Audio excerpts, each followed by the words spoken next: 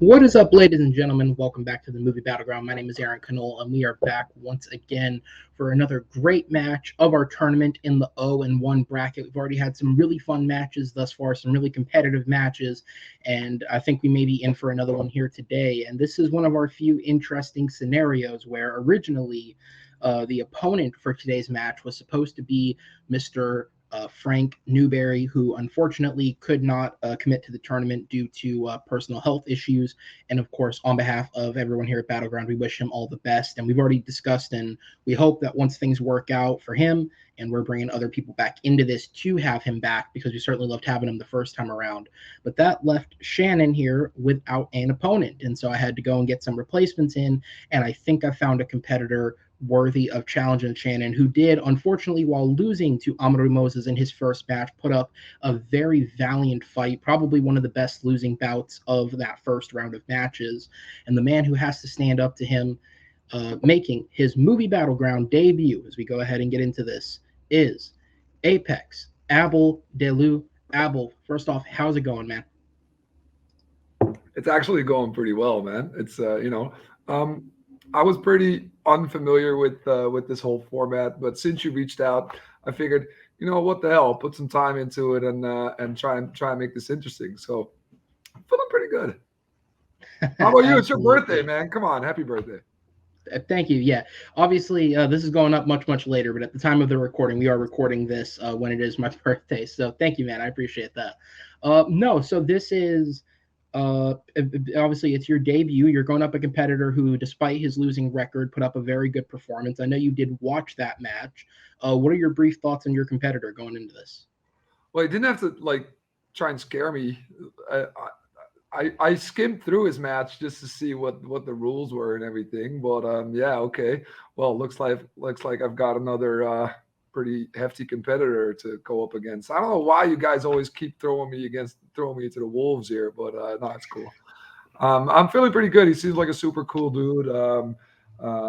Pretty passionate about movies, which I'll pretend to be as well. So I'm ready to get going. We don't need passion, but we need pretend passion. Fake it till you make it.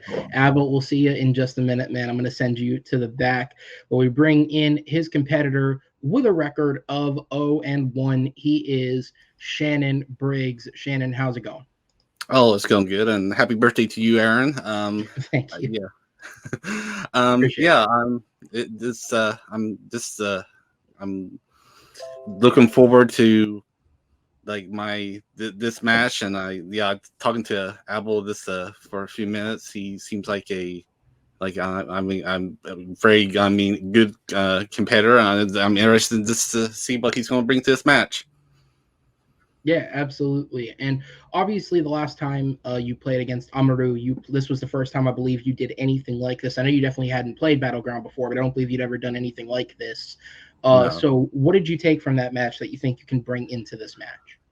I think what I can take most from it is getting more confidence in my as far as my arguments, and because obviously I've always been kind of nervous as far as being in front of people, and as far as public speaking, and it's helped me a lot. I think when I was starting out with that match, I was obviously nervous, and I think I was at least able to find a rhythm throughout that match, and hopefully I can be able to keep improving on that rhythm and be able to do a great job with this Movie Battleground fight. Yeah, absolutely. You really did do a great job last time. And I'm going to pull Abel in before it looks like he's getting kidnapped back there. I have no clue what is happening on his screen. Nobody else can see this except me. But go ahead and bring him in. It was my needy ass girlfriend. No, I'm kidding. Oops. We'll go ahead and get started. All right, guys. Movie Battleground is a best of 5 rounds. First to 3 points wins. Each debate round is worth 1 point. If one of our competitors happens to get 3 points in a row, that will be a victory for them by knockout. And if after 4 rounds we are tied 2-2, we will move on to what is called the blind round, although we will explain that more in depth once we get there. The first 4 rounds are questions that the competitors have had time to prep on. They were given them, they went away, they came up with their arguments. So these rounds will work in 4 stages. First, there is a 60-second opening argument for them to kind of establish what they're going for. Then they will have 2 minutes by themselves to expand on their argument. Then there will be the open debate round. That is 4 minutes of back and forth discussion. This is where you go for every second possible and have a fun discussion about it. And then we will have 1 minute to close, wrap up, and surmise your arguments. At the end of that 1 minute, I am not alone in this. I have 2 great judges backstage in the form of Chris Diaz and Jake Reese. They will come on screen and judge your arguments. Should they be split, I will serve as a third judge tiebreaker for this one. With that said, do you guys understand or have any questions? I'm good. So am I. All right, so let's go ahead and get into it. And with this first question, obviously, I think by the time this goes up, we will be at the start of November, but we will have just left the month of October, which we have already made it very clear we are recording in, and that is a horror month. That is a Halloween month, and it's no wonder why it's on people's minds. So the question is, what is the best horror franchise of the 2010s? I feel like 2010s horror, after the 2000s presented us with a lot of shitty remakes of older, better films, 2010s got slightly more original and, in my opinion, slightly better. But what is the best franchise to spawn out of this decade? Now, I am going to put a preface here. Both of the franchises that these gentlemen are presenting have either already had installments released within the 2020s or are prepping to release an installment within the 2020s. However, while they can reference those films, the bulk of the arguments will be focused on the films released within the 2010s. Again, like with all my usual prefaces, this will make much more sense once you actually see the selections. So with that said, Shannon, because you have actually played before, you were deemed the favorite of this match. So you chose to go first on questions 1 and 3, which means, Abel, you will go first on 2 and 4. So as I go ahead and bring your timer in and kick myself out, we will go ahead and start with Shannon. Your first minute starts when you begin speaking. So 2010s, yeah, we'll say I think a pretty good decade of horror, and especially horror franchises, and there were several to choose from. But I had to, when I was thinking about the horror franchise, I had to think about ones that I felt like personally like affected me and like not just scared me, but disturbed me as well. And the one franchise I can say that did that with complete success was the VHS series. Not only I consider these very disturbing and some of the scariest films I've seen in this past in 2010s, but also it has a very unique premise, unique look, and it also gathers a lot of interesting and creative filmmakers that have worked in different facets of the horror genre, and they also contain several shorts I think are some of the best horror related material of the decade. And I will continue the rest after my next time limit. All right. Go ahead and pause the clock. Abel, your first minute in the battleground will begin. The time starts when you speak. Well, as Aaron just alluded to, the horror genre as a whole was on a downward trend in the late 2000s, with studios churning out uninspired remakes and cheap found footage movies galore. And these were usually made on like shoestring budgets by unimaginative directors and visionless producers. But then Saw creator James Wan, together with the vision of Jason Blum's production company, breathed new life into the dying genre with the first Insidious movie in 2010. Assembling a cast of talented actors and written by James Wan's trusted collaborator Lee Winnell, it started the modern revival of horror movies. The trilogy chronicles the story of a family dealing with loss, regret, and most of all, unity. And it is the best horror franchise of the 2010s. I yield my time. All right, so I'll go ahead and let the clock roll. Shannon, if you need me to pause it, let me know. But if not, you can start speaking once it rolls.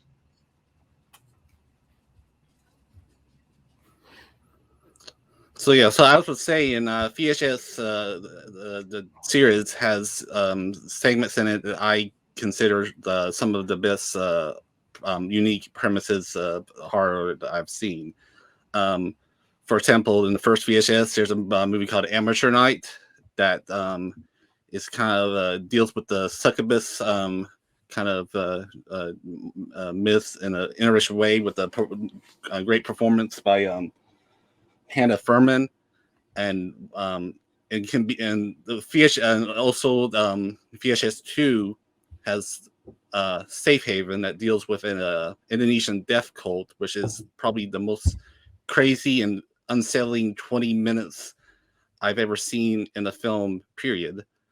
But yes, each of these the segments in there are to take unique ideas and find an unsound way to kind of to explore them.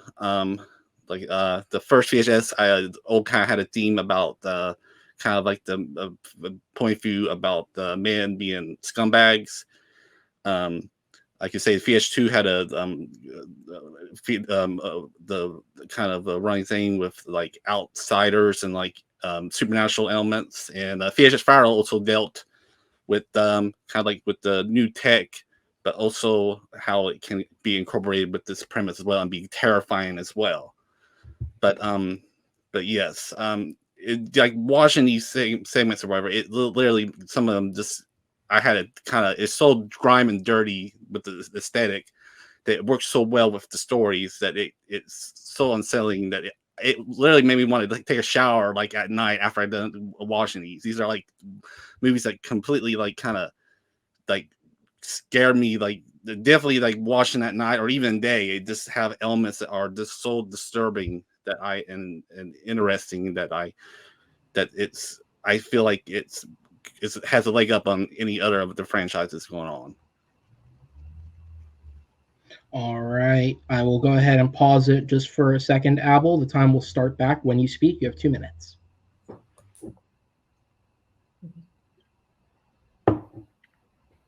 All right. Well, James Wan has such a good grasp on what creeps us out and how he can get under our skin, relying on actual dark themes and world building instead of hokey jump scares. Now, sure, the movies sport their fair share of jump scares, but because Wan makes us care about the characters first and foremost, it doesn't come across as disingenuous or manipulative. Reliable as always, Patrick Wilson and Rose Byrne completely sell you on the terror the family is going through. And Jason Blum, it has to be said, has always had a real talent for casting amazing child actors. And having an acting heavyweight and famous 80s scream queen, Lynn Shay, who has had such a long lasting career in both theater and film, just brings that extra gravitas to the movies. When Lee Winnell stepped in to take over directing duties for the third movie, he really reached deep into his bag of tricks. I think Winnell's such an inspired horror director who isn't afraid of using very unique camera angles and playing with sound and score to really impart his own style while still staying true to the work laid out by his predecessor. These two directors, together with Blumhouse, brought back some validity to the horror genre where it had been sorely lacking. Because it is, other actors and directors took note, and studios started giving creators more freedom to exact their original vision, like with VHS. But I would and do argue that not only is Insidious the best horror franchise of the 2010s, it is also one of the most important. And that's my time. All right. Go ahead and get the clock ahead just a little bit. So from here, I'm going to go ahead and roll it. So coming up is the 4-minute round. Once the clock rolls, whoever speaks first, you can speak. You guys will have 4 minutes to trade back and forth, getting in as many points as you possibly can. Okay. Honest Trailers brought up a very interesting term when they was doing the Honest Trailers on Conjuring, the idea of anticipation porn. And I would say that Insidious revolves around that too, because you were saying about the like that doesn't rely on jump scares. I would argue that Insidious employs jump scares more than the Conjuring franchise ever does, and also like uses the uses the diegetic sound music every single time, whereas VHS uses mostly non-diegetic sound to fit in this in their categories, and it makes it more scary. Like the real sounds and stuff like it. You don't need like a score to punctuate and tell you when to be afraid, but you can use it. It at least allows you enough to figure out in your mind when to be scared. I think a jump scare in and of itself is never a bad thing. It is when it is fake, when it is disingenuous, when you don't care about the characters or the story. So instead, you just rely on jump scares. I think Insidious, with a director like James Wan, who is so good at positioning the camera, knowing exactly how to creep people out, that is why his jump scares are used to great effect and are actually sending chills down your spine, not just shocking you with a banging sound or a high pitched noise. I Well, think feel like with James Wan, like with The Conjuring, I mean, he does. I think he did. I mean, more with the more successfully with the Conjuring franchise, and also I feel like by the time you get to Insidious Chapter 3 and the Last Key, it just the whole plot kind of there's nothing unique about it. It's just like it's Lin Shaye like going and like doing little mini ghost adventures, and it's just by the time it just doesn't bring anything necessarily new as a franchise as a whole. It's well made. I mean, James Wan and Lee Winnell are a great team together, but overall I think I think the third movie really caps off what is actually which is rare, a very solid horror trilogy, which is something that cannot be said for VHS. Now, VHS as a franchise is, in my opinion, just a novelty endeavor for directors to showcase like ideas for short stories. And while I do appreciate the fact that it brought talents like Adam Wingard and Gareth Evans, I don't think any of the others really had anything to say, let alone left any sort of legacy in the horror genre. By the third one, basically, all the talent had been drained out of it, and it was just a shtick and another way for a studio to make a really cheap horror movie, which is something I despise. Yeah, but I should also say that Insidious, by the time it got to The Last Key, was just relying on that as far as like that name to like continue, like as a franchise. It didn't seem like it really didn't have any new ideas, and there's like it goes to the whole prequel route, which is nice. I mean, that you learn a little bit more, but overall, I mean, it leaves like a little thing at the end of chapter 2 that's never like been paid off. I would like to know, like, I'd be interested in seeing Lin Shaye. Spoiler: Lin Shaye's character dies in the first Insidious, and I would interested to see that she'd be a ghost helping with her two assistants. Yeah, okay. So you would like to see another. So that is actually a good point for the franchise as a whole. I think you were interested. You would like to see another. They're all well made. They all contributed something to the story as a whole, which is something that's rarely ever done successfully in the horror genre. And I think this is a great point that you're making. So thank you very much. But yeah, I would also say that VHS movies also.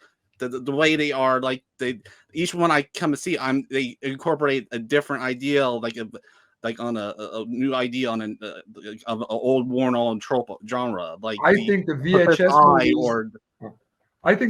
movies are the definition of diminishing return. It was a fun idea to start with. Then it got raked through the coals, and it just got weaker and weaker, more diluted. Where you said it had themes, if they were there, they were at best very wishy-washy, and by the second one it was already not that unique. It was just very derivative short stories, which didn't really do anything for me. All right, and that will be time on the open round. We're going to go to our 1 minute closings. Shannon, you will go first. Time starts when you begin speaking. Okay, so in conclusion, I believe that in overall that the VHS series has had a more overall like effect on the horror genre as far as like helping improve the found footage film that was kind of the sluggish part in the early 2000s. It gave new life to the ideas that people thought maybe was running cold. VHS 2 is considered it's out of these whole series, it's the best rated with a 70% Rotten Tomatoes. And Insidious: The Last Key is the worst reviewed movie of all these the two franchises so far with a 33%.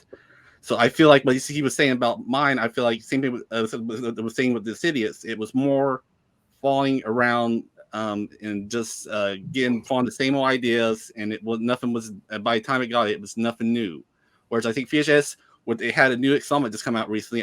That was well received. That it proved it can still have new ideas to be relevant to this to right now. Whereas I'm not for sure about the Insidious whenever it does have a new installment.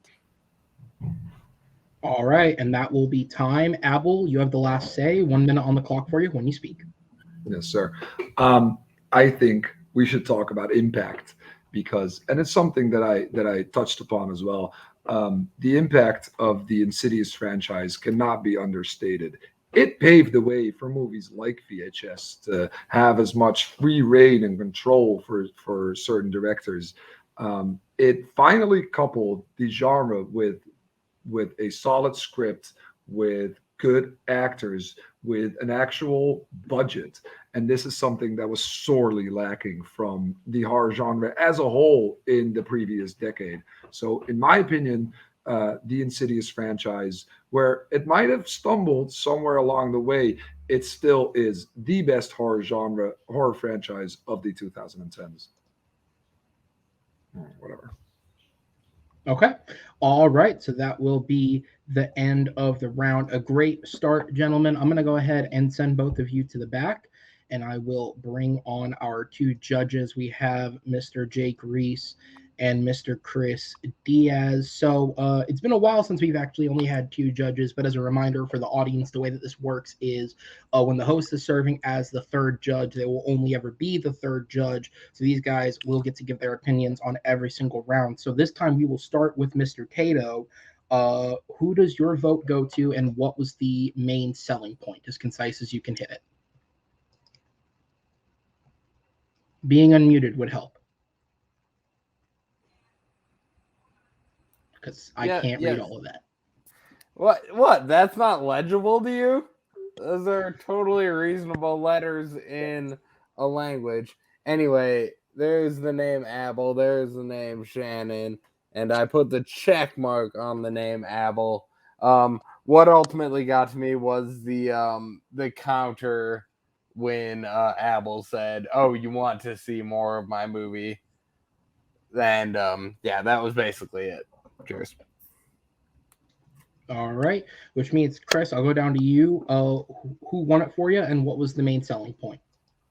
Yeah, same with Apple. He kind of made the thing he said at the end about the Insidious paid the way for VHS with a final nail and me, and he gave more example of it.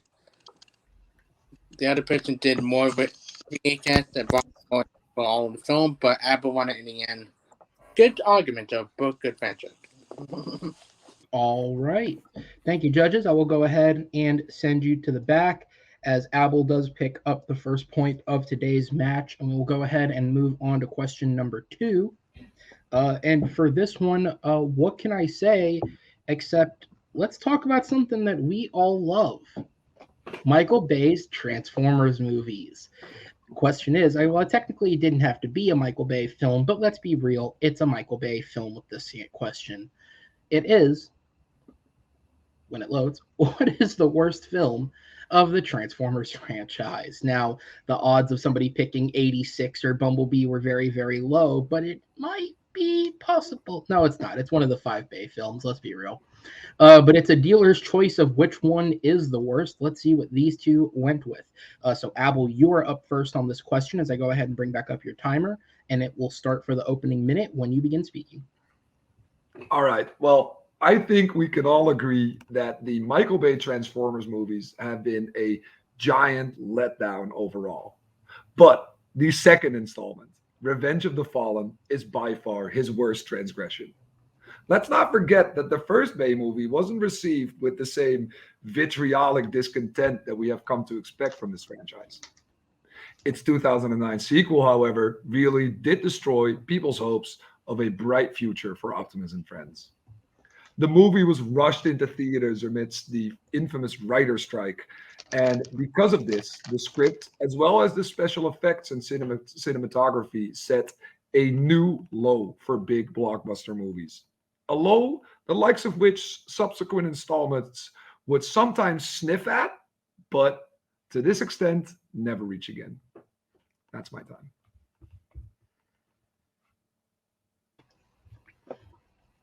All right, sorry about that. We're going to go ahead and let the clock roll. Shannon, your opening minute will start when it rolls to 0, okay?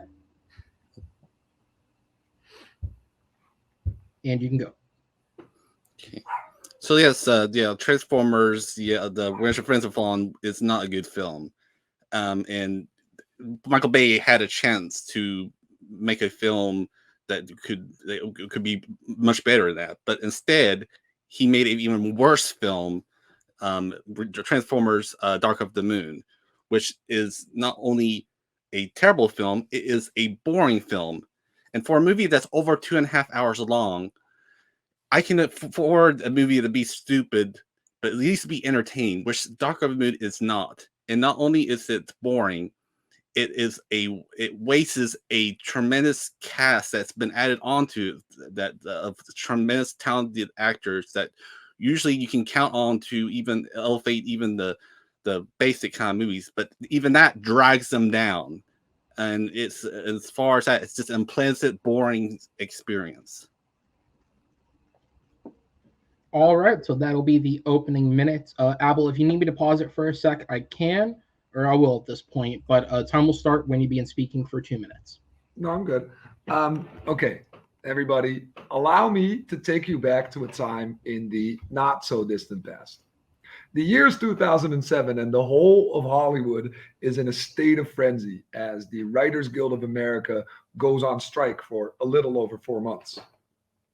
Most studios decide to delay their upcoming projects, and ongoing productions get put on hold, but not Transformers: Revenge of the Fallen. No, to counteract the strike, the writing staff on the second Transformers movie were given just 2 weeks to prepare the script. Under threat of other guilds going on similar strikes, production on the movie was sped up, and it really shows in the final product. Scenes bleed into the next with almost no connective tissue. Shots from earlier in the movie get shamelessly reused in later scenes. And the VFX work, something the first movie got praised for, takes a nosedive in quality. Shia LaBeouf even got injured in one scene, but rather than delaying production to get him treatment, he got an emergency cast around his arm, which is never explained in the movie. They never even cut the scene where he sustains his injury. The characters have never been this annoying, and the action was never this nonsensical. The movie got lambasted by critics and fell under heavy scrutiny for racially insensitive characters and comments from the cast. The quality of the movie sank as low as the ocean trench in which Megatron is dropped into in the first movie. The only good thing that came out of this movie, though, was this movie's sheer atrociousness was what launched the career of one of YouTube's most successful movie reviewers in Jeremy Johns. And let's be honest, you have to be pretty dreadful to kickstart a channel of almost 2 million subscribers. It is an abomination created under a perfect shitstorm, which resulted in the single worst Transformers movie ever made. And that's saying something. All right, Shannon, your 2 minutes will start when the clock rolls. If you do need me to pause for an extra second, I can.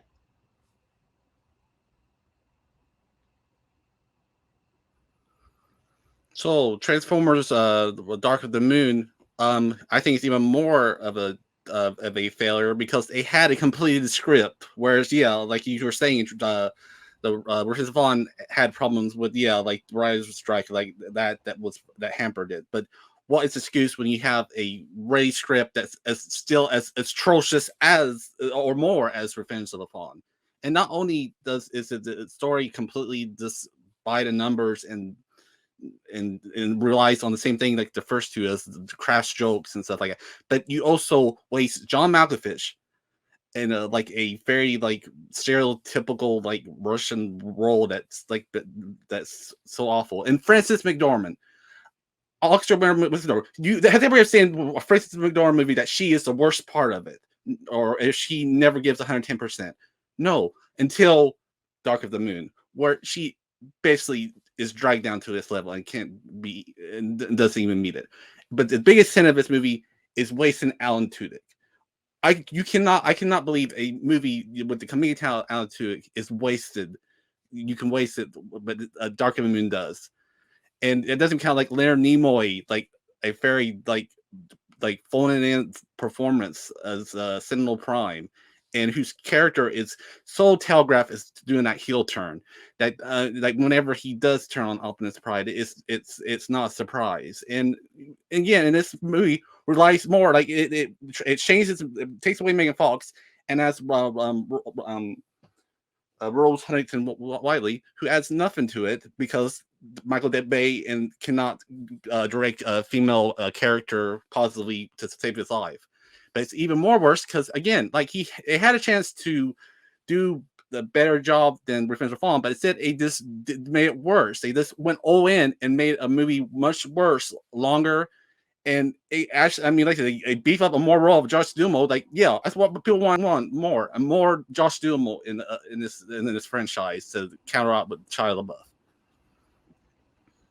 All right, and that'll be the end of the 2-minute round. We are on to the 4-minute open discussion. I will restart the clock when the first person speaks. Listen, I know these movies are long, okay? I just watched all of them in a week, but the fact is that Dark of the Moon is the only one that has proper pacing because it has some actual real-life villains. You have Patrick Dempsey, who plays the human bad guy.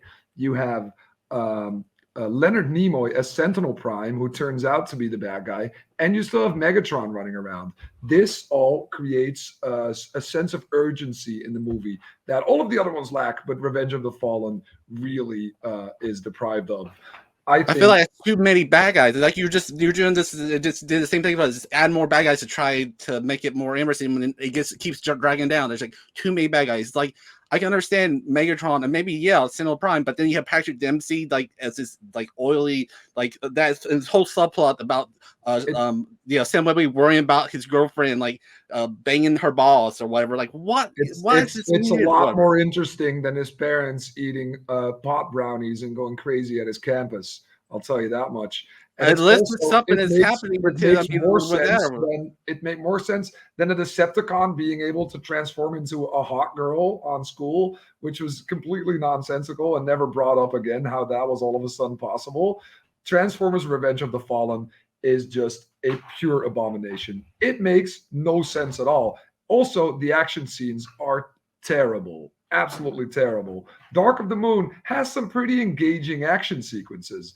The whole last fight in Chicago is actually pretty cool. It's fun to look at. The special effects are great. And also, it's the only Transformers movie in which the humor actually lands. You say John Malkovich is wasted. Buddy, he's the best part of that movie. He's always the best part of any movie. But his humor actually goes a long way to saving every scene he's in.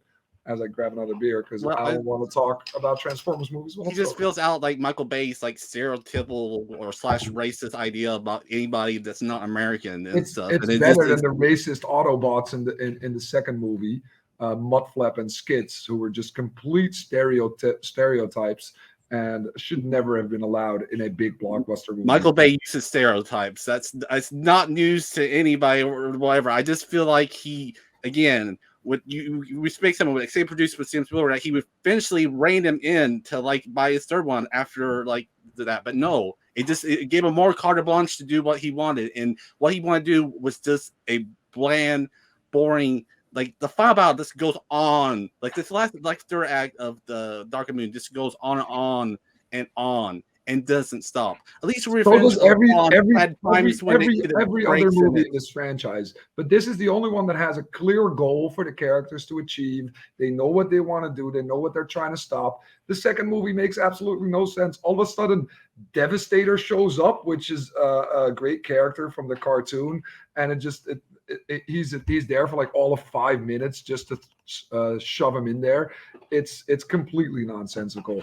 It is incoherent, messy, and just basically unwatchable. Whereas the third one, it's pretty good. As far as Transformers movies go, it is probably the best one out of the series. I would disagree with that. I would say Well, at least I the appreciate that, I 'cause mean, that's how at that's least how the first Transformers, I think, did a better job of like establishing its characters, and I mean, at least kind of made somebody somewhat of a character. By the third one, he's a complete character. This person is just it's just a complete character that only cares about himself. You can't anything about the Transformer or his friend Bumblebee. But then again, what you said about the cast, listen, I would rather watch a cast with Leonard Nimoy, Francis McDormand, Patrick Dempsey, John Malkovich than fucking Rainn Wilson, who's the only big name actor in the second movie. The second movie is just it's so incoherent, and the But that's even more of a characters have never been so annoying, which is something that I But cannot it's more waste, forgive. but they got more talent in it, and they still wasted them. It's more of a waste, I would consider, with Francis McDormand and Alan Tudyk. And time. All right, we're going to go ahead and move on to the 1 minute closings. Abel, you're up first. Time starts when you speak. Something that I cannot forgive is annoying characters, because you have to spend the runtime of the movie with these characters, watching them, going on the adventure with them. But these characters in the second movie are just completely intolerable. Okay, Shia LaBeouf has never been this bad in his entire career, and he had some stinkers along the way.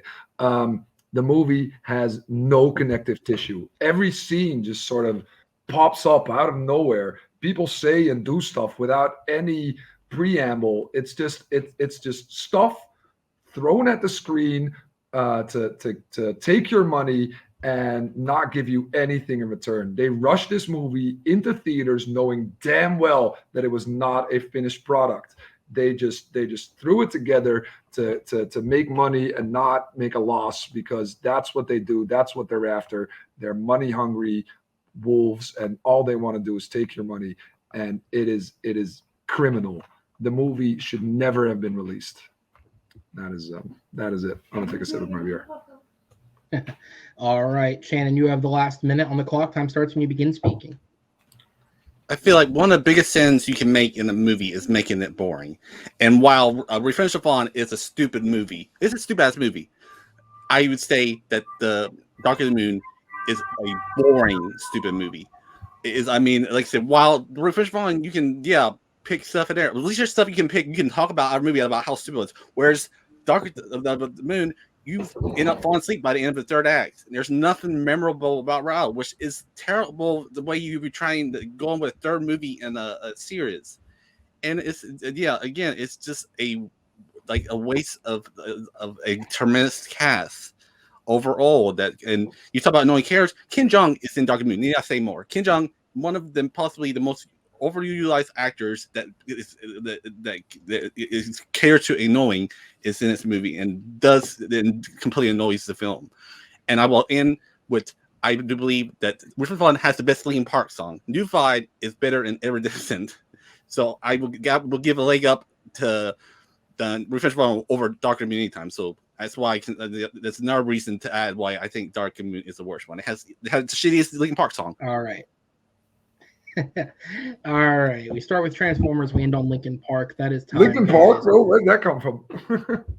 They have a song in every song. It's kind of like their All right. thing. So before we go ahead and send you to the back and we bring the judges in, I have one thing to say, and I promise this will make no bearing on your judgments, but do not ever disrespect the genius that is Deep Wang again.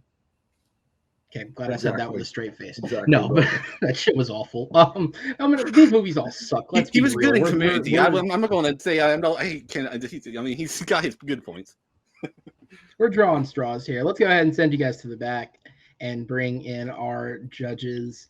All right, Mr. Diaz, you are up first. As concise as you can get it for me, tell me who won and what was the main point that sold you. Well, these are no native words. The other two words. I went with Apple because he, at least to me, pulled out more example. He was able to defend Dr. Moon more. I think Shannon didn't offer anything positive about Revenge of the Fallen. And he mentioned a lot of things that really framed me over to his side. So, yeah, Apple. Yeah. All right, Jake, I go to you. Who does your point go to and what sold you? I got Shannon the Cannon on this one. While Abel did make more points, as you can see by those things that are clearly letters, Shannon's hit harder for me, and he was able to say why they wasted the talent of McDormand and Nimoy and Malkovich, and those points hit for me. All right. So that means it comes to me. And I will say throughout every round of this battle, you guys were neck and neck. You were back and forth. I mean, it's clear that you both fucking hate these movies and you understood that part of the assignment. So unfortunately, because it was so close for me and kind of scoring, it comes down to the nitty gritty. And it was actually one of the first points brought up that I think was the point that hit the hardest. And it was from Shannon in that while while Revenge of the Fallen was made under the circumstances that it was, and it should never have been made. I will agree with that. It should never have been pushed through under those circumstances. Dark of the Moon did not have those circumstances, and they still churned out a film that was nearly as bad, if not worse. Again, rating the Transformers films is like rating piles of shit you've taken. It's like, yeah, who really cares? They all suck. None of it's fun. But that point hit hardest for me was the fact that they didn't have those constraints while making it. They still churned out a terrible film. So again, very, very close, just like the first round. But the point on this one is going to go to Shannon, which means that we'll have a 1-1 tie here. Judges, I will go ahead and send you to the back. Thank you for your time as I bring back on our competitors. And we will go ahead and move on to question number 3. And you guys like music? Yeah. Okay. Well, this one's technically about music. The question is, what is the best movie either starring the Beatles or directly inspired by the Beatles' music? Now, it should be said, this is a question where, like some questions we've had in the past, I have curated a very particular list of films. Obviously, there were the few films the Beatles starred in and produced themselves. And then there was a list of films and documentaries that are very, very directly about the Beatles or very inspired by the Beatles. These gentlemen picked from that list what films they wanted to fight for in this round. And Shannon, you are up first this time around. So I will go ahead and bring the timer back up, and it will start when you begin speaking. So yeah, the Beatles.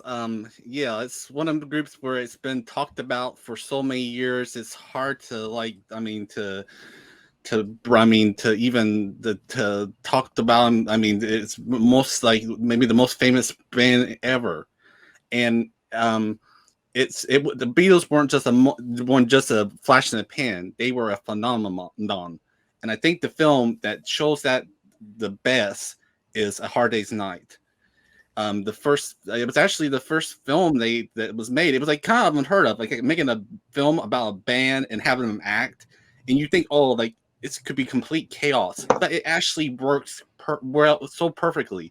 Like it's how charming that the old John, Paul, Ringo, and George are in this film, and not just that, you also can see like how big of how much of a phenomenon they were during this time. Like you see a moment in time when this was like the biggest band, and not in just in the world of all time. All right, so that'll be the end of the opening. Abel, the time will start for your round when you begin speaking. Okay, who doesn't know the Beatles? It seems an absurd proposition that someone wouldn't be familiar with what is considered to be one of the best, most influential bands of all time. Being a high school teacher, I come across kids every day who don't know any of their music. And then comes along a quirky British comedy with relatively unknown actors and an absurd premise. A world without the Beatles. Something younger generations already live in, figuratively speaking.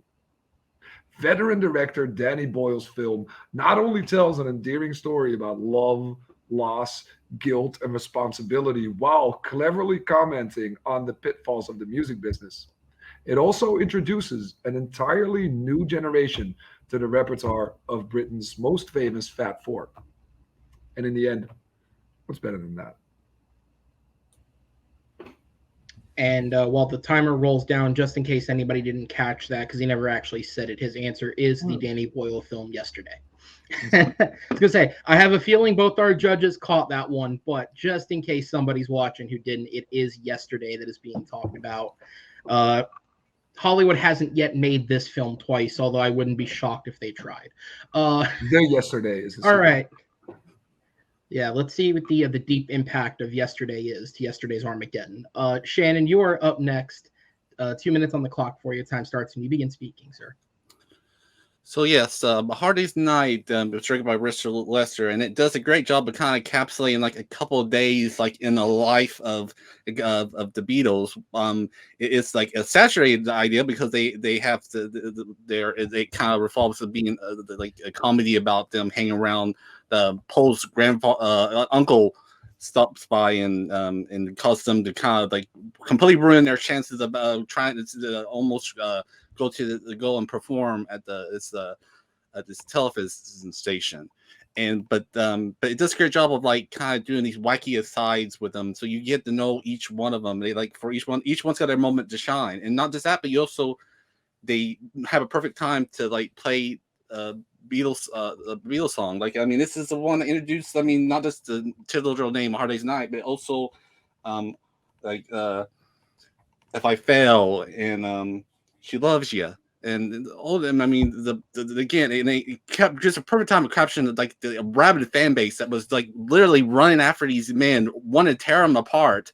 These guys were like were possibly the most popular, the most in demand band of the time, and I feel like it does a perfect job of like illustrating what was so charismatic and the appeal of this band, where so many ideas about trying to to popularize like bands in the film have failed terribly, and this one like set up the ingredients of how perfect it was to do it.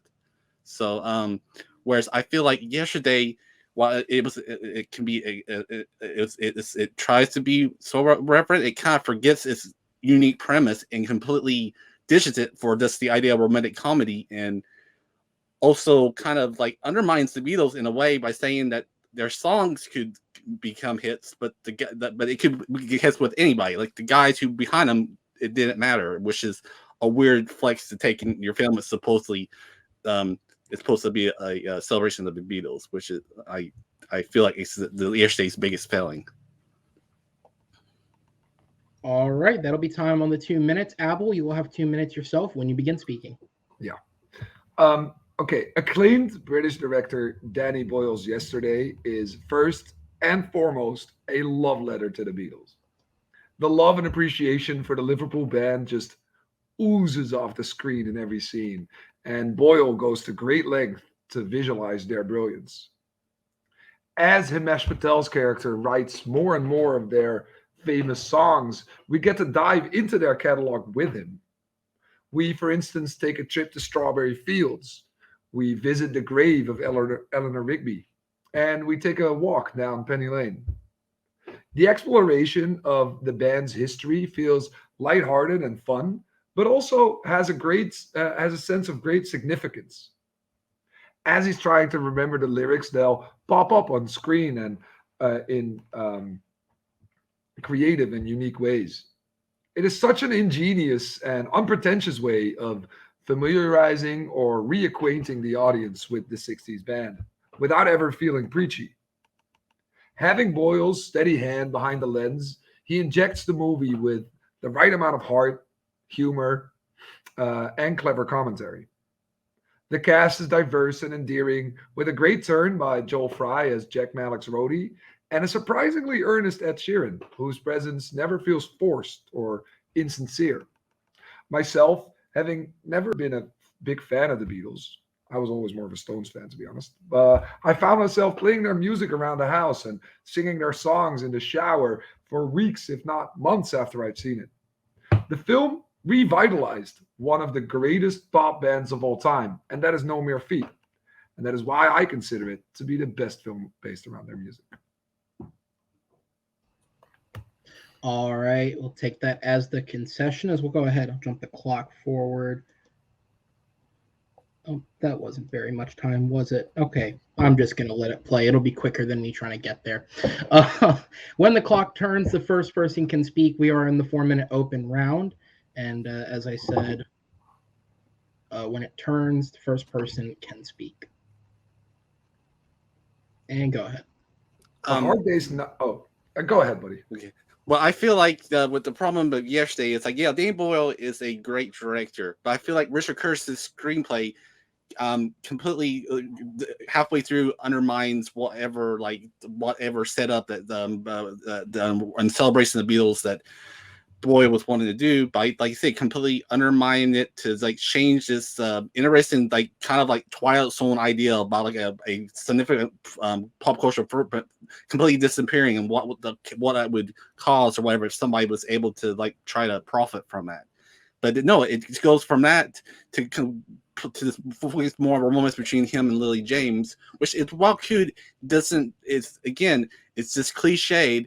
And it doesn't, and it completely like forgets about the premise halfway through the movie. And I'm always very impressed with movies that can jump genre within the runtime. So it's very impressive to have this sort of almost sci-fi fantasy premise, wherein it is also a great romance and a great rom-com. The comedy hits, the romance lands, the heart is there, the music is great. You want to see this character succeed, but also you want him to get the girl, and it's a bit of a battle between one and the other. You can't have both.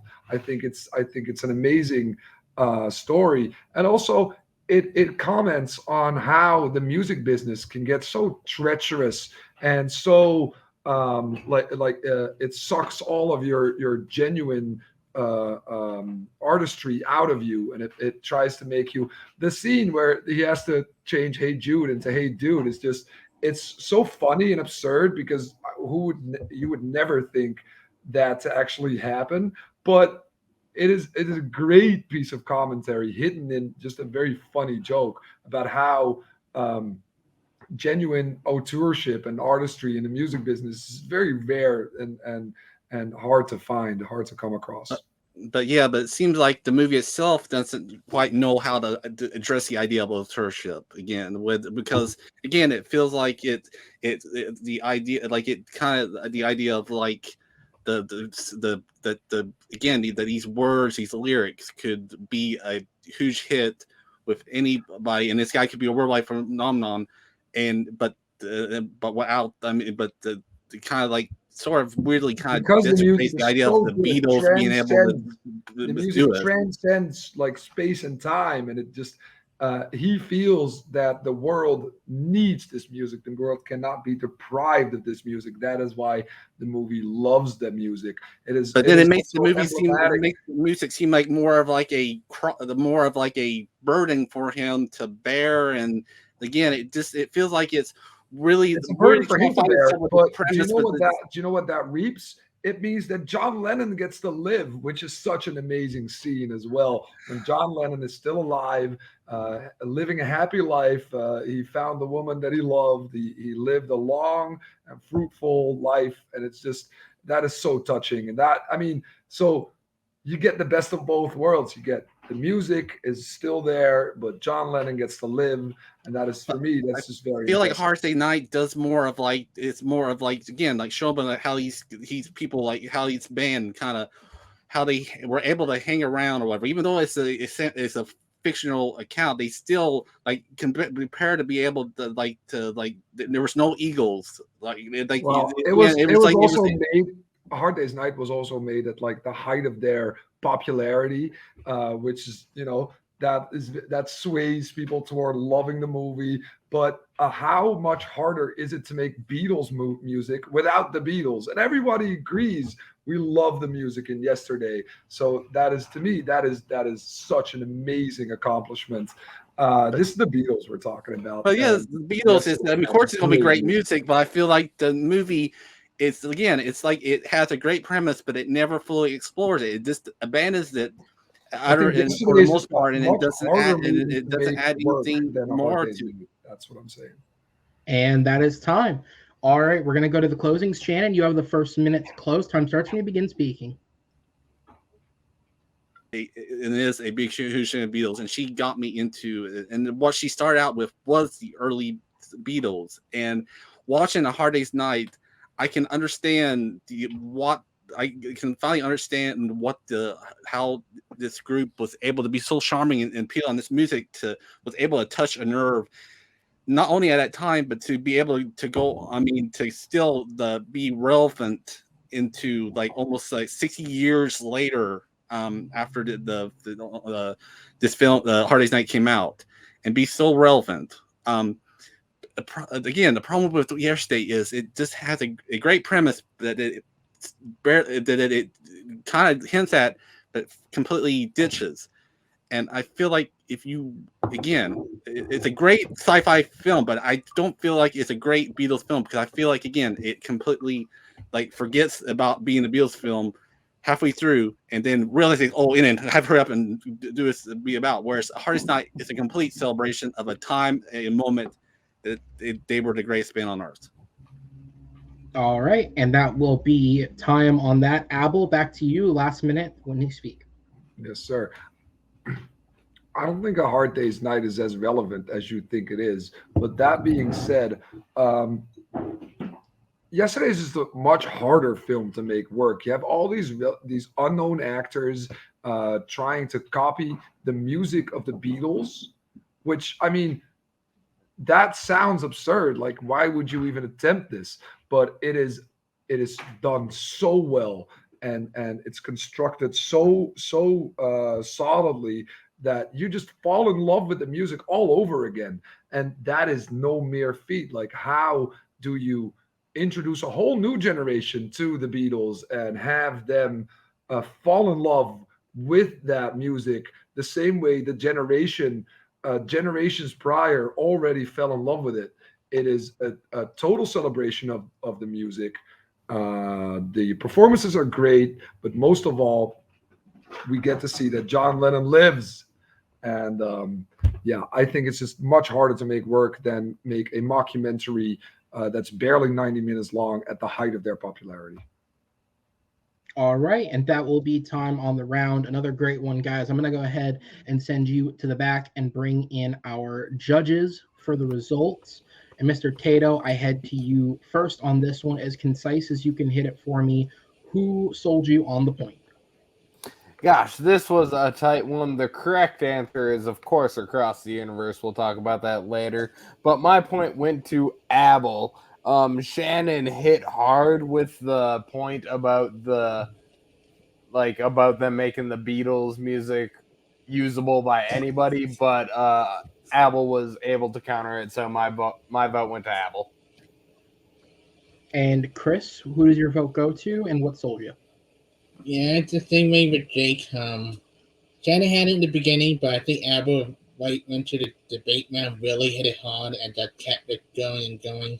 That he didn't give Shannon enough time to defend him. Argue back, so Abel won it in the end. All right. Thank you guys so much. I'll go ahead and send both of you to the back, and we'll go ahead and bring in our competitors, as we will go ahead and move on to question number 4.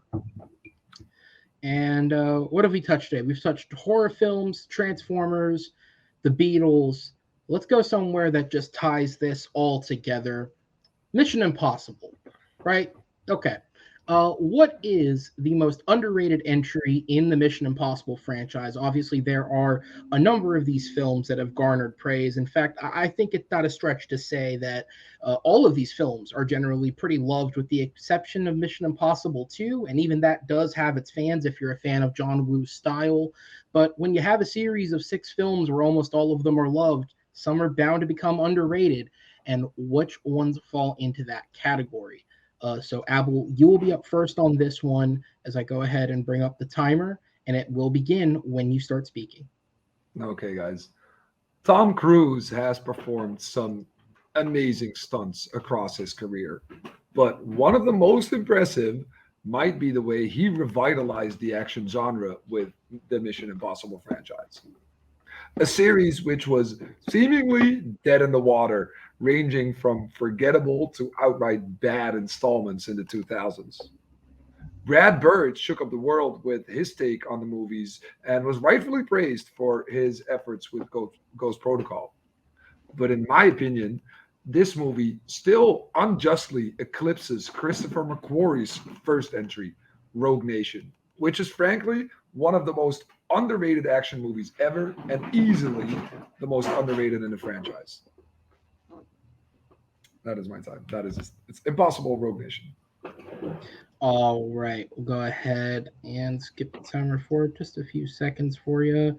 Okay, so we'll go ahead and pause it then. Nope. Okay, you know what? I'll keep manual track of the time while I figure this damn thing out. Shannon, you will get your minute. Time starts when you begin speaking. So imagine a time when Tom Cruise was considered not in Mission Impossible. Tom Cruise was considered, he was considered not the important part, or he was considered being pushed out of the franchise.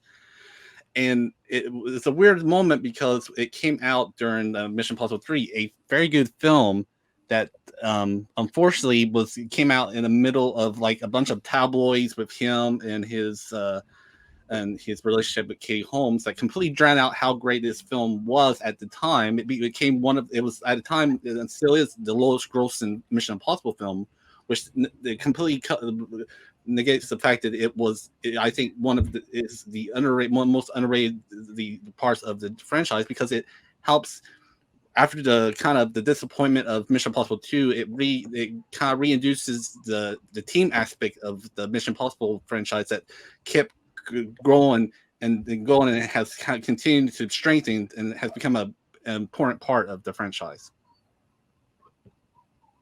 All right, I'll pause the clock for a second, Abel, but time will start when you begin speaking. 2 minutes. All right. The Mission Impossible franchise has staked its claim as one of the most reliable and well-constructed action franchises of the 2010s. With superb stunt work and nail-biting action sequences, the movies are a must-see for action fans around the globe. The fourth installment, Ghost Protocol, is rightfully lauded for the Dubai Tower sequence and the Kremlin heist.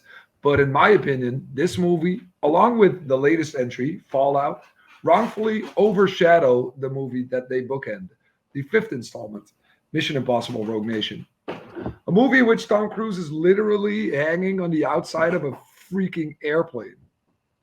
It was the first time in a franchise, in my opinion, where the amazing stunt work and action choreography were matched by a tight script which expanded upon previous events.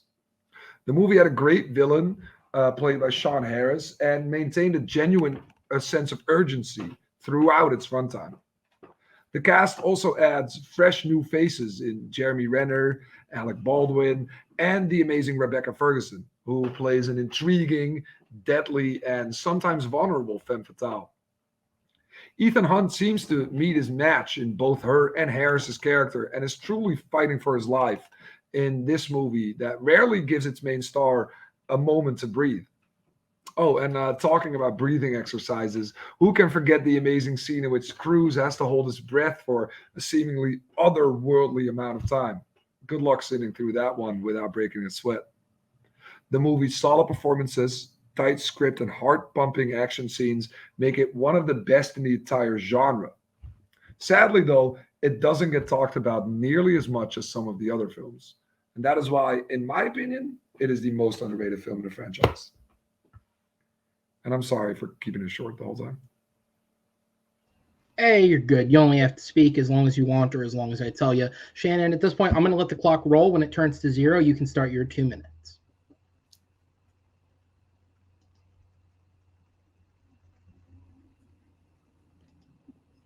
Mission Impossible 3 has possibly, I would say, the one of the greatest actors of our generation, Philip Seymour Hoffman, playing going toe to toe with Tom Cruise, and he is, I mean, again, one of the most like fantastic and memorable films of the whole franchise. And not only does it introduces again the team elements with Maggie Q and John Rhys Meyers that had been missing for most of the first two films. Like, again, remember, this is the first film. The first film killed off most of the team, outside of Ving Rhames. And the second one, again, it was mostly about Tom Cruise. And this one focused more about the team elements that was kind of like what fans of the show were kind of like missing out of the first two films. And also it introduces Michelle Monaghan as Julia, that would be even his wife, and a emotional linchpin in this film. And not only that, but also for the franchise, because she is a important element throughout this franchise to Ethan. And again, you wouldn't have about Mission Impossible introduced in this as well. And it has great action scenes. The rescue of Kerry Russell's character at the beginning is a great beginning of the film. J.J. Abrams, first time director, feature director of it, does a great job again with a big budget movie that even was struggling for like veteran directors, feature directors like John Woo, that before, and that he's able to be able to have a deft hand and be able to work with it and stuff to help with this film, and also introduces Simon Pegg Spengy, a character that would grow up a bit more important growth throughout the franchise, but it's introduced here again as a part of the team member, and as always, I think Mishra's Rogue Nation is already rightly heralded, whereas I feel my show possibly is underrated. All right, and that is going to be time. We are on to the 4-minute open debate. The time will start when the first one of you speaks. And Abel, just so you know, you are muted. I think you called Philip Seymour Hoffman one of the greatest actors of his generation, which I would agree with. And that is why it is such a shame that he is wasted as a villain in that movie, man. He tries where he can, but it is such a shame. And in the end, it comes down to a fist fight between him and Tom Cruise. It is just so unbelievable. The team is completely useless. They're just there as background filler. And Michelle Monaghan is a plot device and not a character, dude. I don't think this is a good movie at all. Philip Seymour Hoffman is, again, it's a character that uses his mind and completely surprised. Yes, and then it comes down to a fist fight between him and Tom Cruise, which is just, you're watching Tom Cruise fight Philip Seymour Hoffman. It makes no sense. Whereas Mission Impossible Rogue Nation actually has a really solid villain who also uses his mind, but never goes physically toe-to-toe with Tom Cruise. And I think it gets overshadowed by Ghost Protocol, because of Ghost Protocol really re-energized the franchise, but it never really reached the heights that Rogue Nation did, I think. Also, Fallout, everyone was talking about Fallout with Henry Cavill and the great helicopter scenes, but Rogue Nation was right in the middle, and that was the best one in my opinion. Rogue Nation came out, it was critically acclaimed. It's got 94% on Rotten Tomatoes. It was critically acclaimed. It was a box office. It was a complete box office matching Ghost Protocol. So everybody, it's them three movies are all right here because it was considered a return of form. Whereas at the time, Mission Impossible 3, it was the lowest grossing, and people, again, it was during this time when they were actually considering to move Tom Cruise away and put Jeremy Renner in his place. And I feel like that, again, that shows you like how underrated this movie was. People were feeling like it was, this movie was like kind of swept under the rug until, again, when it's brought up important points about Julia and stuff and how important that relationship is. I think the movie got better because of subsequent films. I don't think it's a good film in and of itself.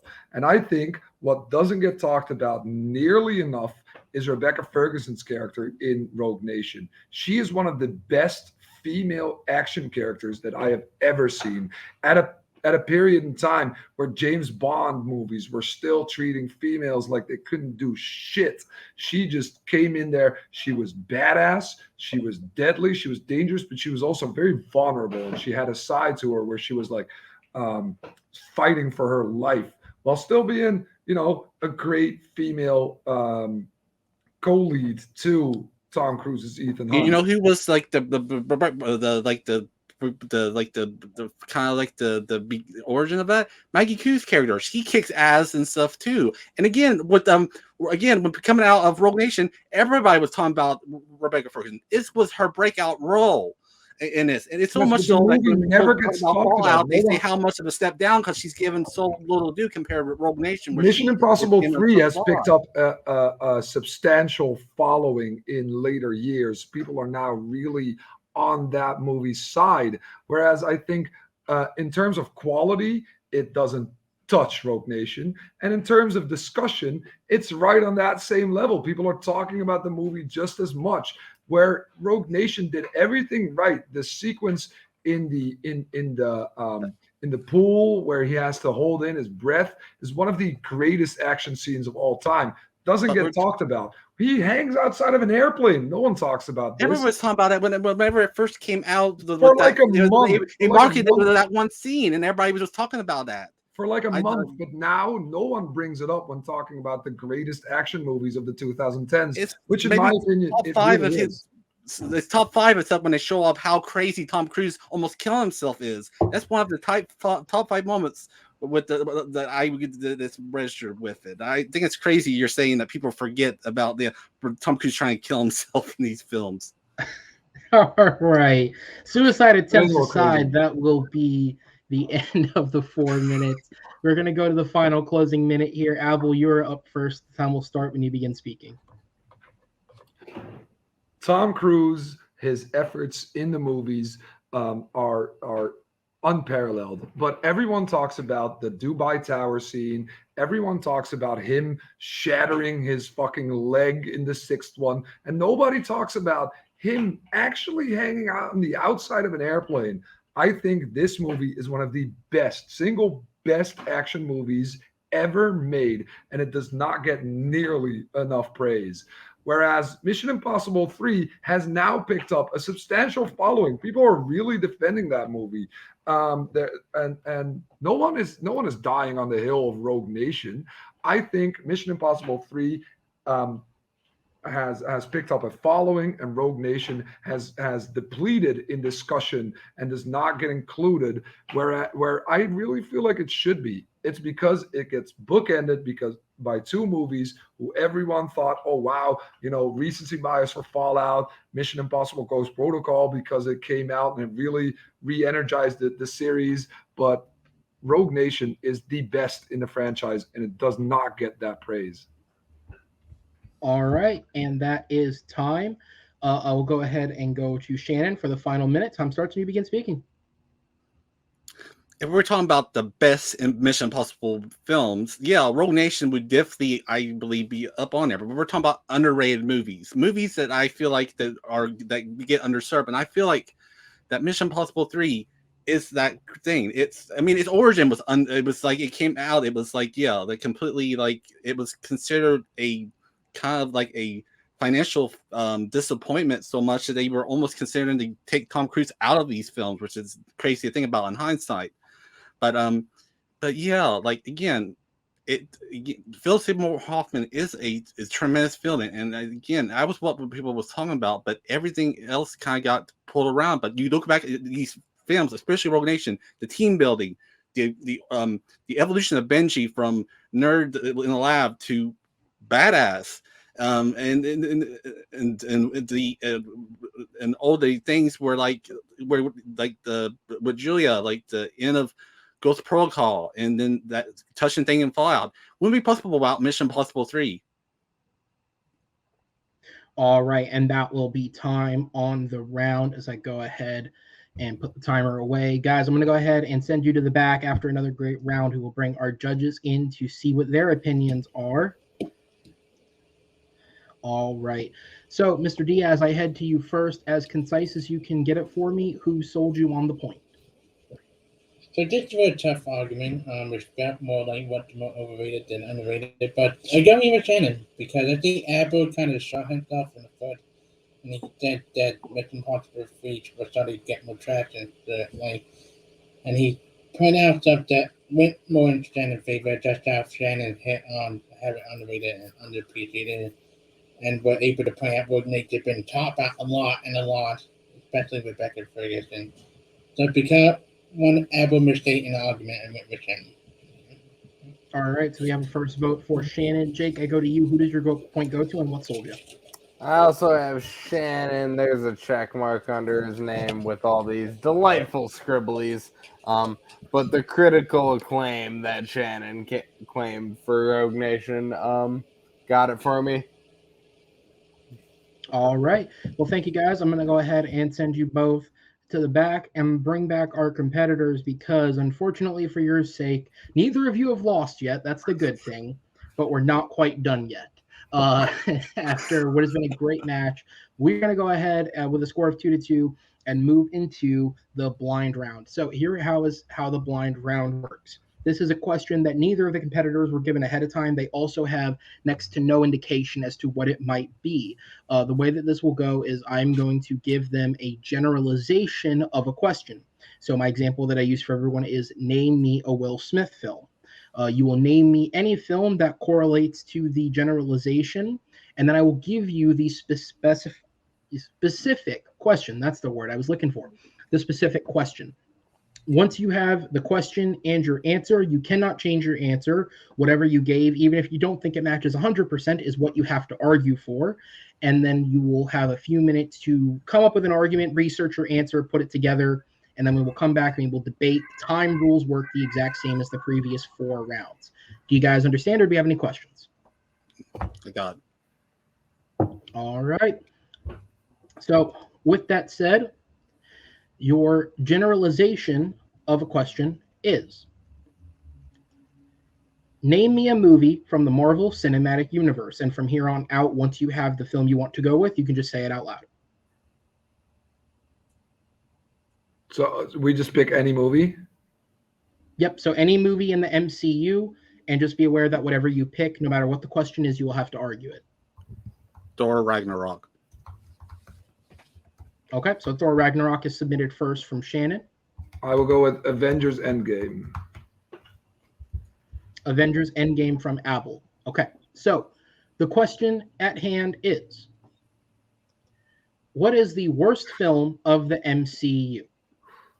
So that is the question. So as a reminder, we have Thor Ragnarok submitted from Shannon. We have Avengers Endgame submitted from Abel. We're going to go off screen. For you guys, it'll be a matter of seconds. For us, it will be a few minutes, but they're going to have some time to prep their arguments. We will come back, we will play, and then we will see where we go from there. We'll see you in just a minute, guys.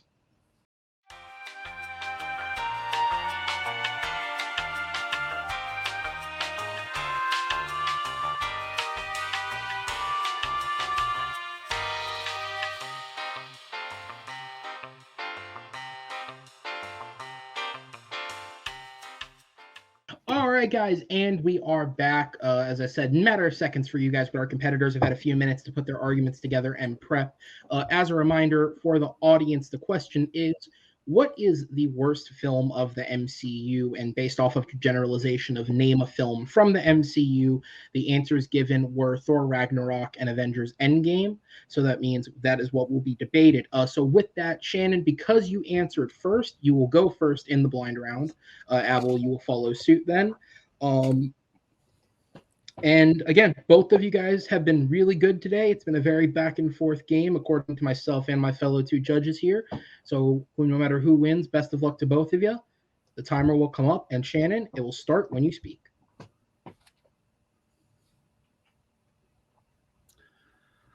Thor Ragnarok is the worst movie of the Marvel Cinematic Universe because it is emblematic of all the problems that MCU films have magnified. The being too comedic, too cutesy in service of forgetting about any kind of like stakes or drama that the films have set up or what and that. Whereas I mean, Thor Ragnarok again, it suffers from a very possibly one of the most disappointing and worst villains I have ever seen in Hilla, played by Cate Blanchett, a great actress that is given nothing to do because in service this movie has to be more about Thor, more like comedic form, funny, all the time in the regards of all the dramas happening in his home world that he seemed like to completely forget about all that states during certain times and stuff. And it just, again, it just feels like a major step down in the MCU. All right, so that'll be it on the opening. Abel, your timer will start for you when you begin speaking. Talk about disappointing. Okay. This was 20 movies, over 20 movies in the making, more than 10 years of blood, sweat, and tears, so many different creative minds, so many different actors, directors, composers, everyone and everything had built up to this, and this is what they came up with. It is one of the most disappointing, but definitely the worst movies of the MCU. It is just totally self-aggrandizing. Just pat yourself on the back. We did such a great job without actually putting a bow on things. It makes no sense. The time travel storyline is completely wishy-washy, and yeah, I think this is the worst movie in the MCU. Oh, I have 10 more All seconds. right. I'm sorry. No, you're good. All right, Shannon, I'll pause it for an extra second there, but time starts when you begin speaking.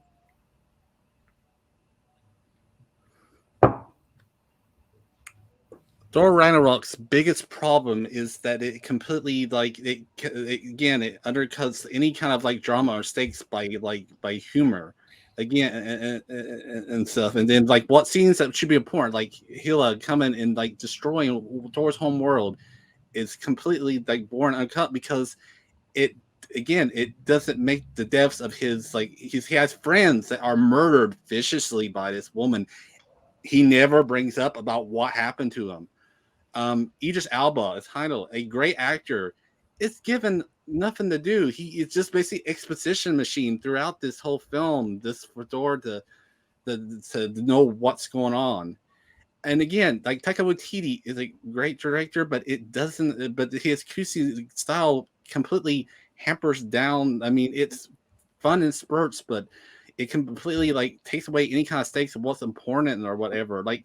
And Loki's and Thor's relationship throughout this film, it's kind of like treated as like a joke, where he's have serious implications and history with each other. And this whole Thor Ragnarok treats everything that they do as a joke, and nothing in the end that nothing matters. Like the ending of it is completely rewritten by Avengers Infinity War as far as like him saving the day. Nope, Thanos comes and kills everybody. So what can you? I mean, again, it's so insequential and and just the worst tendencies. Again, like undercutting any kind of like drama or any kind of like important stakes that's going to happen. Like because nothing's going. It's going. Nobody's really dead. Everybody's about coming back alive.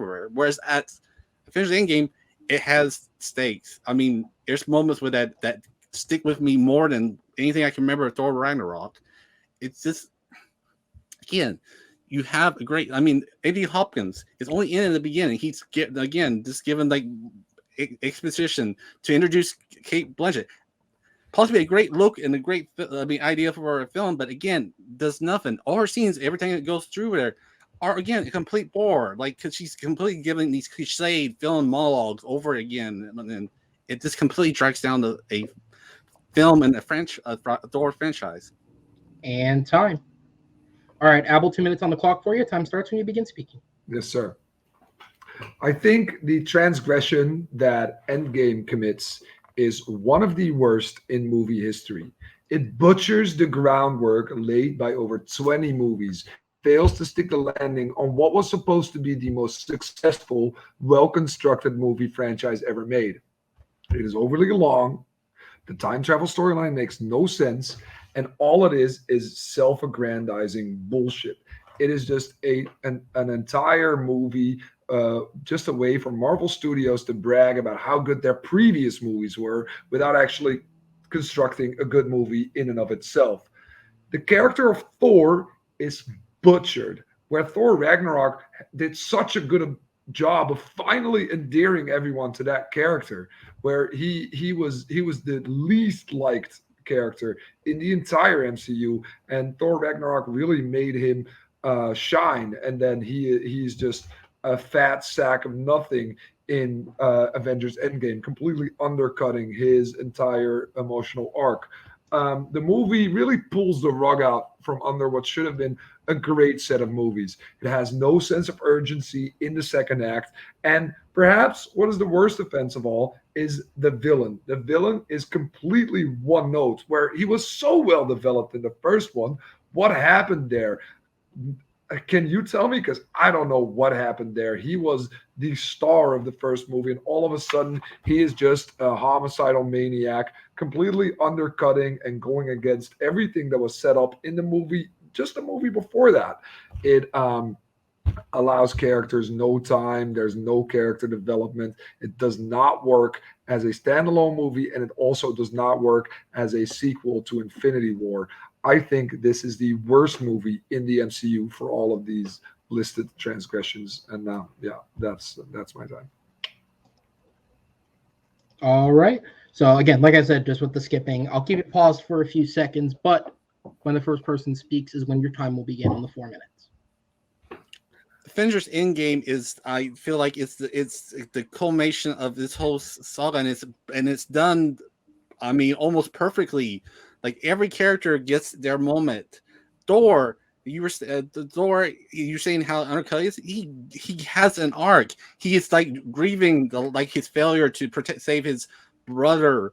And Fat Thor is such a slap in the Fat Thor is such a slap in the face of everyone who just got into that character. Because remember, Thor: The Dark World was just completely not liked by anyone. I'm a big defender of that movie. And then Thor Ragnarok came along, and it was so much fun.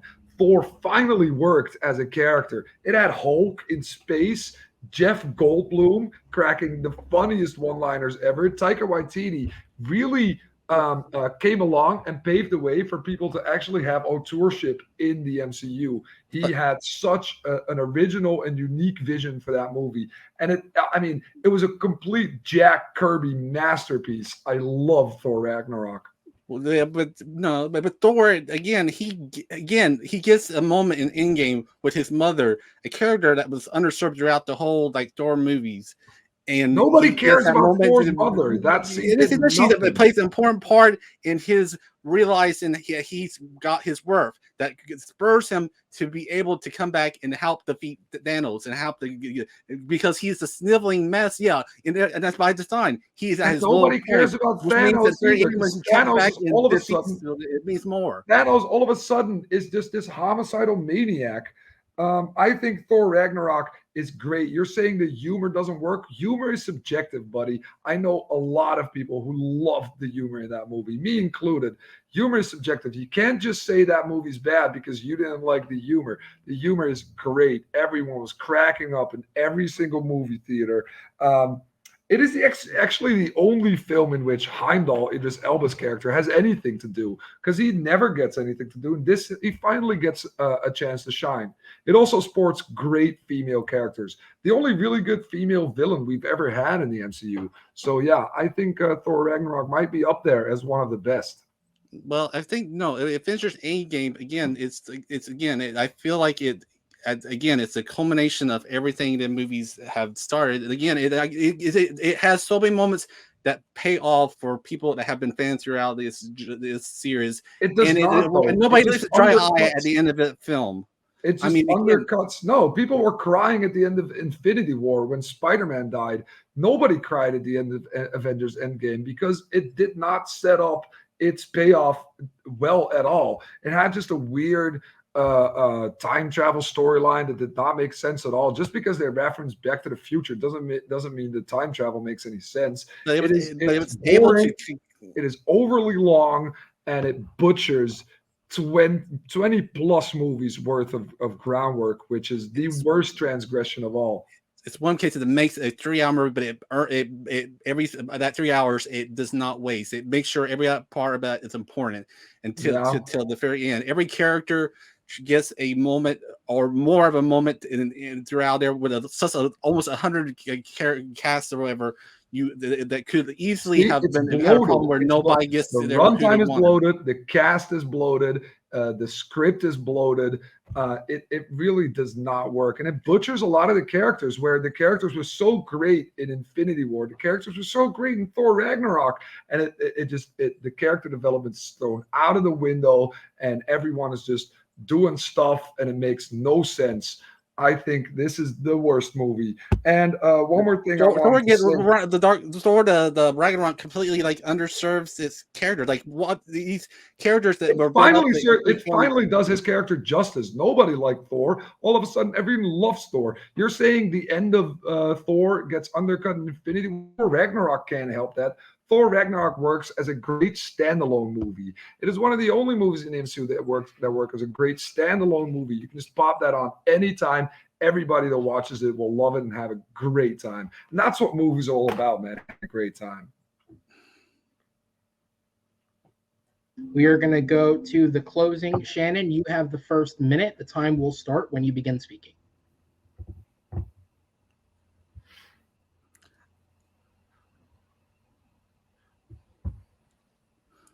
Avengers Endgame is by far not the worst MCU film because it is, again, it is a perfect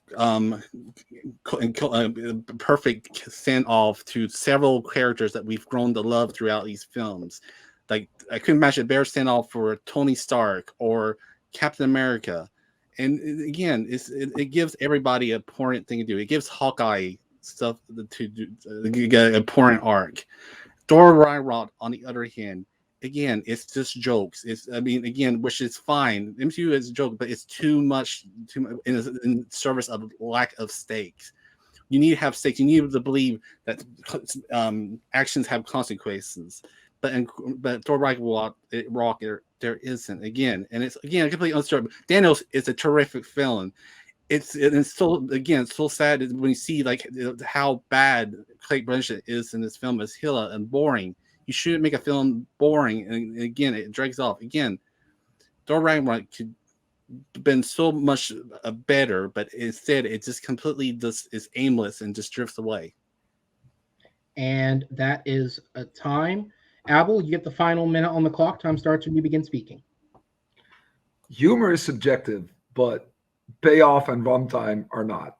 Okay, Avengers Endgame is overly long. It is bloated. The script does not work. The characters are inconsistent with what was previously set up. This is probably the worst crime committed in film in decades because it had so much to pay off and it really did not. It disappointed so many fans. And Thor Ragnarok is a movie that revitalized the Thor character where he really did not work in previous films.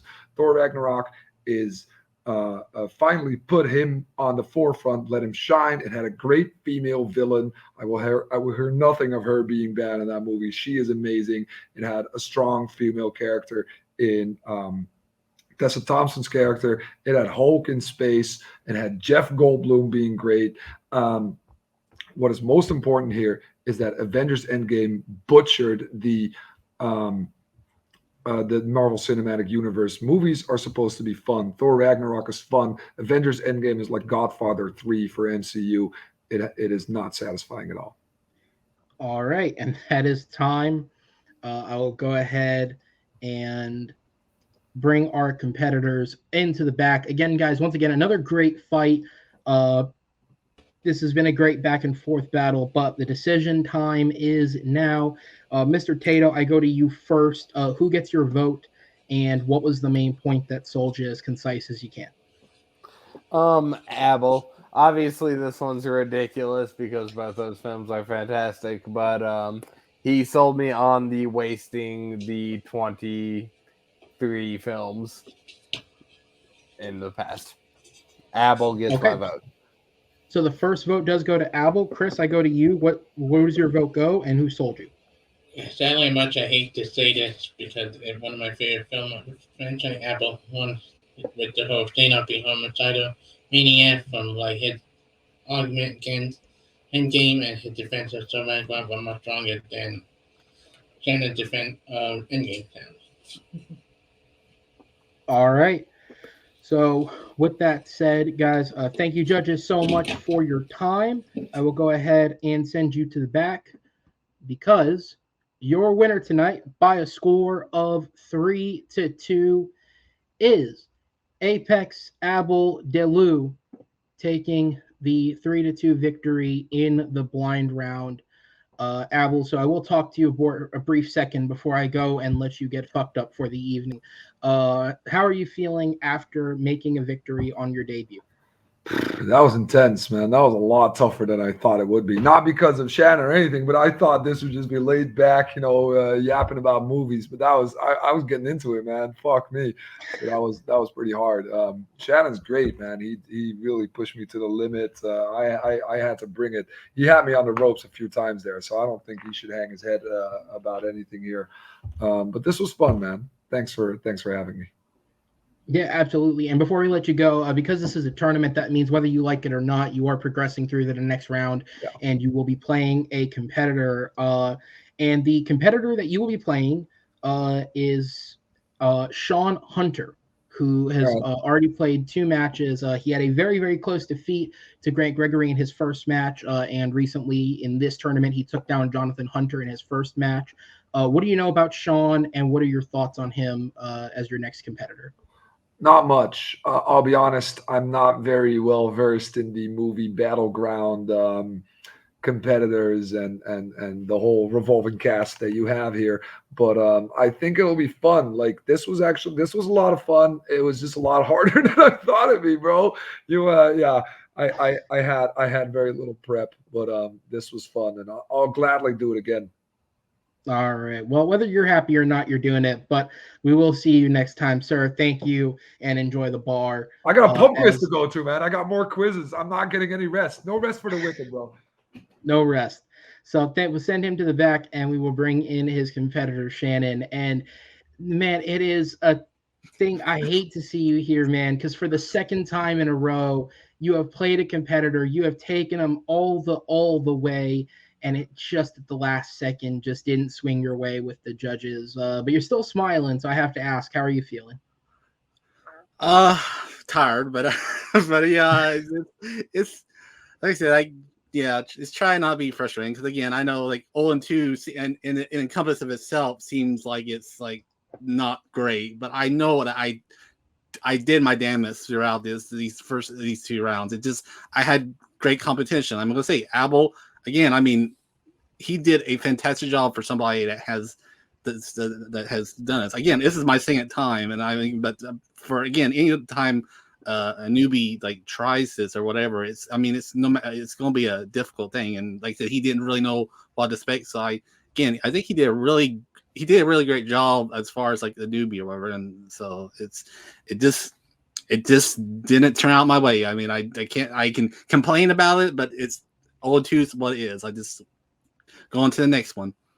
Absolutely. And yeah, I mean, you're not the only competitor who's going to be 0-2, with the exception of the one match where we had to switch out both competitors. We have 7 matches in which people will play, which means 7 people will go 0-2. So theoretically, we have a number of people to pair you up against. And I'm hoping that you're looking forward to that, man, because I really do think you've shown what it takes to get that victory. So I guess, will we see you back? Yeah, we will. Like I said, just again, I always will try my best, and eventually, I'm hoping that eventually my win-loss record will show that. But again, it's always a pleasure. It's always enjoyment. Whatever it was, I get to talk about movies, so that's great. Absolutely, man. Well, thank you for being here. I hope the next one that happens, we can, as impartially as I can say this, I hope we get your record on the right track there, because you really have against Abel and against obviously Amaru, who had a lot of experience. You really haven't been dealt a good hand so far. That's just random chance. I apologize. But we will see you next time, sir. Thank you, as we send you to the back. And yeah, guys, once again, another great match. This tournament so far has taken all of these players, put them in some very interesting matchups. And for the second time so far this tournament, we are in a position where a rookie has entered said tournament and pushed on to the second round. We already had it happen once on the 1-0 bracket with Jay defeating Henry Sanchez, and now it happened here again with Abel taking out Shannon, a competitor who more than damn proved his worth today. just didn't unfortunately go his way. So guys, thank you so much for checking out this match and watching it. Thank you to my great judges in the back, Jake Reese and Chris Diaz, for taking time to be here and hanging out with us. And thank you to everyone on the Movie Battleground team, my competitors, Shannon and Abel, and of course, like as I said, all of you watching at home as we continue to put out some great matches, some great debates, and hopefully we are keeping your guys' interest. With that said, please be sure to rate, comment, subscribe, interact with the channel and the videos, and we will see you next time on the Movie Battleground. Take care, everybody.